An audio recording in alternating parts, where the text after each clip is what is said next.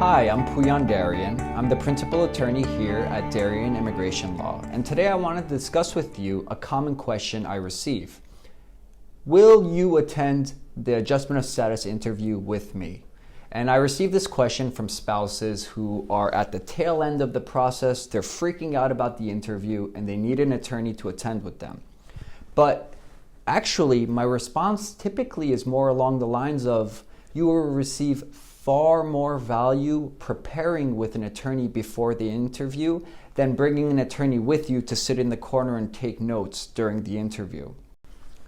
When I explain this to people, I get mixed reviews, mixed results, but generally I persuade them to come in for a consultation so that we can prepare all the evidence and get the story straight and just prepare for any possible contingency which may arise during the interview.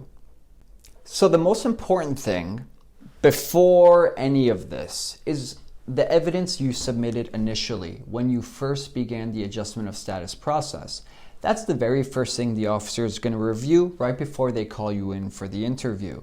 So you really want to be sure to submit as much evidence in the beginning of the process as possible. Don't just submit the bare basic forms. So evidence you should have initially submitted will be supplemented when you attend the interview, because between the time of your initial evidence submission until your interview could be months or even longer than a year. And during that time, your relationship should have grown and you should be able to document that to the extent possible.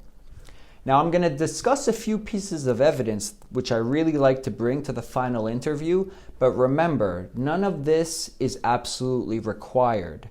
But if you don't have one piece of evidence, place more focus and emphasis on other evidence which you do have, because every relationship is different and every couple has their own story and it's never the same, which is why these interviews are never the same. So now I'm just going to discuss a few pieces of evidence that I really like to focus on before the final interview. If you take away nothing else from this video, please just know that it is far more important to prepare with an attorney before your interview than to hire an attorney to waste their day at your interview. And by the way, it's probably going to also save you a lot of money. So what evidence can we bring that wasn't previously submitted in your initial application submission? What I really like to focus on, if it's available, is evidence of travel. For example, if you've taken a flight or a Greyhound bus or even an Airbnb trip outside of the city for a weekend, that's great evidence that it's a real relationship, and that's evidence you want to bring with you to the interview.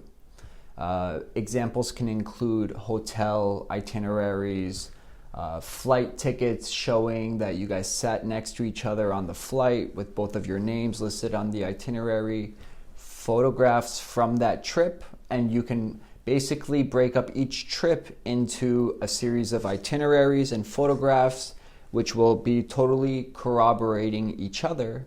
And it also provides an easy way for the officer to question you about these trips and easy answers for you to demonstrate that it was a real trip that you took together, and that supports the proposition that it's a real marriage. So another piece of evidence that we like to submit, and everybody knows this, is photographs. But taking 1,000 selfies with you and your spouse is probably not going to satisfy an officer that it's a good faith marriage, because anybody can get that.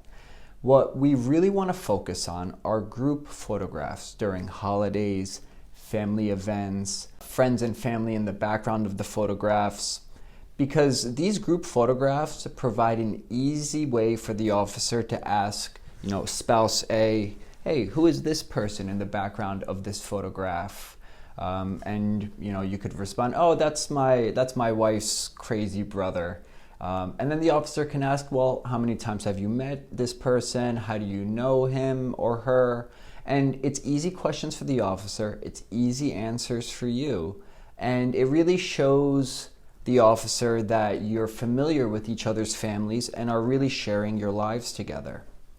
So another piece of common evidence, which you'll see in the I-130 form instructions, is evidence of commingling of financial assets or financial documents. So what that really means and refers to is joint bank accounts, joint credit card statements, IRAs. You can list each other as beneficiaries on each other's life insurance policies, or include your spouse on your health insurance, and submit evidence of all of that, like credit card statements, bank statements, copies that you've added somebody as a beneficiary in the event of your death, or that you've added them to your health insurance account. That's all great evidence, and we would initially submit photocopies and bring all the original documents and like credit cards and all that stuff to the interview along with us. None of this is actually required. In fact, more and more recently, I see spouses who don't share a joint bank account. They maintain independent accounts. They don't share a joint credit card, sometimes because they don't trust themselves with the financial responsibility of a credit card, or they've heard about horror stories where friends and family destroy their credit. That's fine. I really recommend that you do not open an account just to create evidence for USCIS. I've seen people create joint bank accounts that really show no transaction history, and they just bring statements for the last 12 months. And when the officer really reviews your transaction history and tries to ask you questions about it, the officer realizes that most of your transactions did not occur out of this account. And it really brings into question whether or not you are using this bank account, or whether you just created it for the purposes of creating evidence for the green card interview. So if you don't have a joint bank account, if you don't want a joint bank account, don't create one. But if you have these financial documents, definitely bring them, because it's very probative evidence. It has high evidentiary value if you're actually using them in furtherance of your relationship. So another thing that I really like to submit is joint mail that you guys received together. And I'm not just referring to like bank account statements, but utilities. You can put those statements in both of your names. Aside from that though, if you're a younger couple or of any age and you've been invited to a wedding, you and your spouse received a custom wedding invitation, that's great evidence. Don't throw that away. Somebody custom made that invitation with both of your names on it and mailed it to you. You should bring that with you to the interview, along with photographs from that wedding, to just create a whole story and timeline. I mean, that's not really something that people fake. It really tells a story, and it shows that your relationship is in good faith and it's not fraudulent. That's really the purpose of the interview, to make sure that your marriage is not fraudulent. So anything that you receive in both of your names, whether it's spam mail, credit card offers, or more important documents like utility statements, bank statements, whatever, offers for lines of credit, it doesn't matter. Save all of those letters in a box. At the end, right before your interview, you can sort through it, meet with your attorney to create a final evidence submission, and prepare for the interview. The first thing that's going to happen when you go into the interview room, generally after you're put under oath, is the officer will ask you for all of the original documents which you submitted with your initial green card application filing. But then they'll ask you if you have any additional documents you would like to submit, at which point your response should be yes, and you put a stack of documents on their desk and let them deal with it and ask you questions about it. But you should be on the same page. You should know what documents are there. So if they ask you about anything in particular, both spouses are able to respond without any major inconsistencies. So one really important thing to remember is that none of this evidence is actually required for your application to be approved. The more evidence submitted, the higher the chance that the officer will approve your application without asking extremely probing questions into your relationship. But you can have your application approved just on the basis of your testimony if it's persuasive. One thing that's just as important as the responses that the spouses provide is the way they interact with each other. That's something the officer is looking at. I mean, they're trained to weed out fraudulent marriages. So they're looking at the interactions between the spouses, how nervous they appear or how comfortable they appear together. But even before you're asked to walk into the interview room, the officer will frequently just breeze through your application, take a look at some of the photographs you've submitted, some of the joint evidence you've submitted, and they'll have an idea of where the interview is going to go before you walk in there. And as long as you submit additional documents that are consistent with what you previously submitted and your answers to all the questions are consistent, you have nothing to worry about because it's a real marriage and you should be able to answer questions about each other's lives. So while there's no specific set of questions that an officer will ask you, I've seen these interviews last anywhere from 5 minutes to 45 minutes in initial interview, where the spouses are jointly being asked questions. Some particular things to look out for involve: where have you met? Under what conditions did you meet each other? Was it online dating? Was it a friend or family member? If so, who was that friend or family member? Where did you meet? After you first met, where did you go on your first date? Questions like this are very commonplace. They'll also ask you questions about each other's families. If your spouse has children from a prior relationship, you should be familiar with those children if they're a part of your spouse's life. Because if they're a part of your spouse's life, they're probably a part of your life. And the officer can ask you questions about that. What's the child's name? What's the child's age?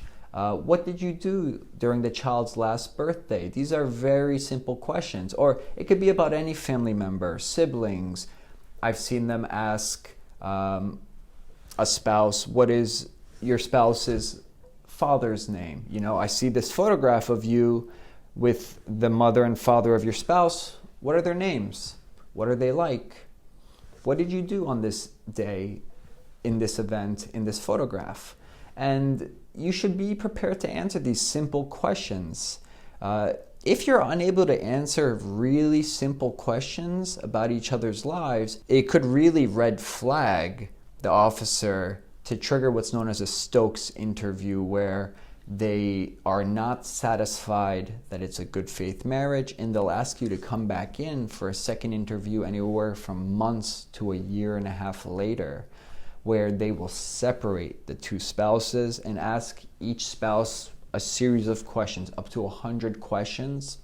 And then they'll ask the other spouse the exact same 100 questions to look for any glaring inconsistencies. Some other questions that I commonly see asked during these interviews are regarding future plans. Do you intend to have kids? Where do you intend to live?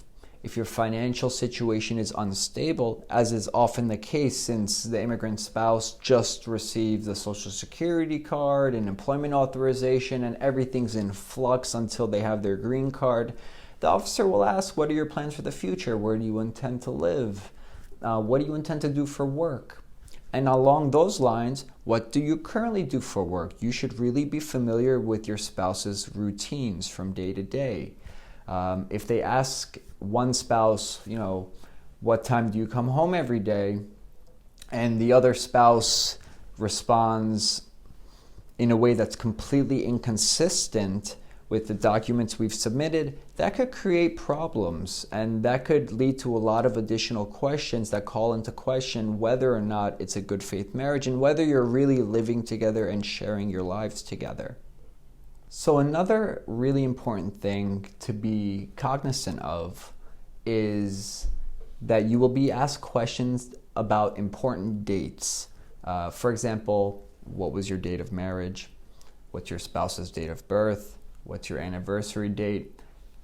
Don't worry if you get some of these wrong. Do your best. I mean, I've seen situations where they ask, a husband, what is your anniversary date? And he wasn't really able to, he couldn't remember. And the wife became very upset during the interview, and they got into an altercation right in front of the officer. And the officer just laughed and said, okay, I think this is a real marriage, because they were bickering like a married couple. So the interactions are often just as important as the answers. I've also seen situations where they ask, what is the color of your building? They lived in an apartment building. One of the spouses just blanked, couldn't answer the question. They asked, what's the color of your door to your apartment? He couldn't answer it. And when I thought about it, I don't know what color my front door is either. It's things you don't really think about. And so they weren't able to answer these questions. They basically freaked out during the interview, went into a panic, but the case was still approved because everything else checked out, and the officer really was just looking at how the spouses were going to interact when asked questions that they didn't know the answers to. The worst case scenario would have been a second interview where they would have separated the spouses and asked more probing questions. That's a situation I've only seen happen a few times. It's pretty rare, but it does happen, especially if you don't submit documentary evidence in addition to your testimony to really establish the basis of your relationship. So if you need an attorney for this final interview process, remember, I'm here for you. I can assist you with this entire process. I do this literally every day, and I have clients in almost every state in the United States. So feel free to give me a call or schedule a consultation online, and we can go through your whole case from the beginning to the end and really make sure we increase the chances of success to the maximum extent possible.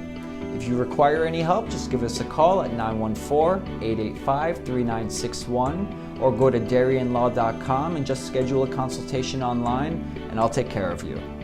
Thank you so much for watching my video.